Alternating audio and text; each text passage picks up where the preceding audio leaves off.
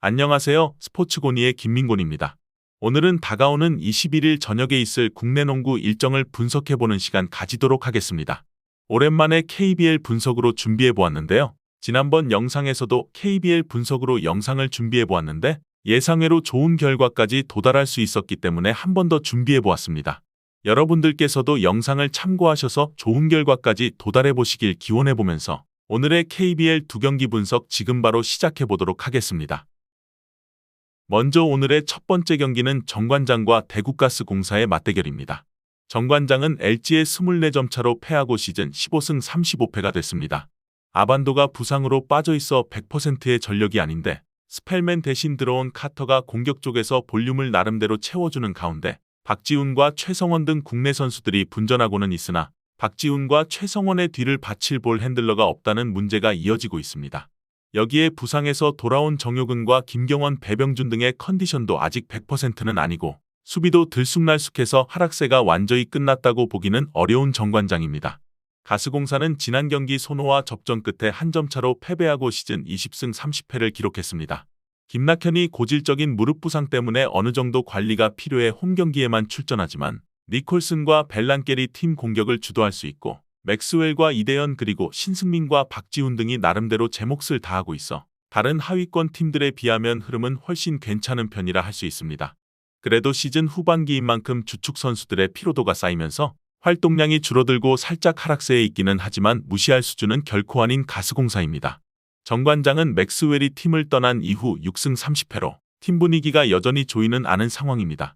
필리핀을 가기 전에는 아반도가 복귀전을 치렀다가 다시 다쳤고 동아시아 슈퍼리그에서는 윌슨이 손가락 부상을 당해 경기에 나서도 100%를 보여줄 수 없는 상황입니다. 그래도 국내진의 뎁스만큼은 나름대로 잘 버텨주고 있는 상황이며 가스공사는 무릎 부상 관리 차원에서 원정에서 출전하지 않는 김낙현 없이 이날 경기를 치러야 하는데 여기에 벨란겔이 직전 경기 막판에 부상을 입어 이날 출전 여부가 확실하지 않다는 것이 변수라 할 수 있는 매치이며 이대현과 차바위 그리고 박봉진이 시즌아웃 되면서 포워드라인 뎁스에도 문제가 생긴 가스공사입니다. 니콜슨과 맥스웰의 외국인 듀오만 믿고 가기에는 국내 선수 라인 쪽에서 버텨주는 힘이 많이 떨어졌기 때문에 정관장이 충분히 승리를 노려볼 수 있는 경기라 할 수 있는 매치입니다. 다음은 서울 SK와 원주 DB의 맞대결입니다. SK는 손호에게 13점 차로 패하고 3연승 뒤 2연패를 기록하며 시즌 29승 20패를 기록 중입니다. 최부경과 송창용 그리고 최원혁이 부상으로 빠져있어 100%의 전력이 아닌 상황인데 리그 최고의 득점원 중 하나인 자미러니가 1옵션 역할을 꾸준히 소화하고 있는 것이 큰 힘이 되고 있고 오재현과 안영준이 팀의 에너지 레벨 약점을 가려주고 있지만 주축 선수들이 부상으로 빠져있는 상황에서 빡빡한 일정을 소화하느라 체력 소모가 상당히 커졌기 때문에 확실히 가장 좋았을 때에 비해서는 분위기가 살짝 내려와 있는 SK라고 정리할 수 있었습니다. 원주 DB는 접전 끝에 LG에게 4점 차로 패배하고 7연승 뒤 2연패를 기록하며 시즌 38승 12패가 됐습니다. 알바노와 로슨 그리고 강상재와 김종규의 코어라인이 건재하고 김영현과 최승우, 서민수와 박인웅 등이 나오는 롤플레이어 라인의 활약이 뒤를 받치면서 시즌 내내 1위 자리를 지키다가 정규리그 우승을 확정지은 DB입니다. 로슨이 부진할 때 위디를 적극적으로 활용하고 유현준의 투입으로 알바노의 체력 소모를 줄이는 선택이 긍정적으로 작용했고 다만 우승을 확정했기 때문에 남은 경기에 전력을 다할지는 확실하지 않다는 것이 변수인 상황의 DB입니다. SK는 2명의 로테이션 멤버가 다치며 전력에서 이탈했고 김선영과 최원혁 그리고 안영준이 잔부상으로 고전하고 있어 마음 놓고 이용할 수 있는 자원이 생각보다는 부족한 편입니다. 4번 포지션의 경우 오세근의 폼이 떨어진 가운데 아직 경험이 부족한 김영빈으로 버티는 것도 한계가 있습니다. DB는 다른 팀에 비해 훨씬 폭이 넓은 벤치를 가지고는 있지만 결국 알바노와 강상재 그리고 김종규와 로슨으로 이어지는 코어란의 생산력이 중심이 되는 팀이라 할 수 있습니다.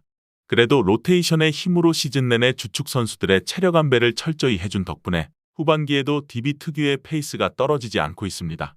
다만 얼마 전 정규리그 우승을 확정했기 때문에 주축 선수들을 무리시킬 이유가 없는 상황이며 김종규와 서민수의 몸 상태가 좋지 않아 높이에 약점이 생겼지만 그래도 SK의 전력이 100%는 아니기 때문에 DB의 근소한 우세를 예상해 볼 수 있는 매치입니다. 오늘 준비한 경기 분석은 여기까지입니다.